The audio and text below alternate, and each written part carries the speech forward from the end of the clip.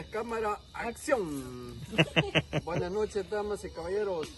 Estamos en Santa Cruz, Michapa, en el Parque Forestal P. Kennedy, detrás de la alcaldía. Pues me han pedido aquí que les cuente una historia, pero es un chiste.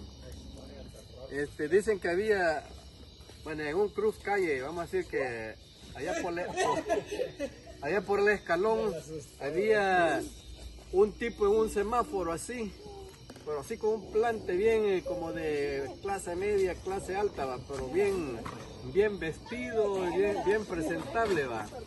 Y del otro lado de la calle venían dos muchachas y una le dice a la otra: mira ese muchacho, mira qué guapo, mira qué elegante, mira el estilo. Y aquel ahí iba en el semáforo esperando que cambiara el semáforo. Solo mirale el estilo, mira, es que ese como que de clase alta, le dice. Y en eso estaban cuando el muchacho cambió el semáforo y empezó a caminar. Aplauso, aplauso.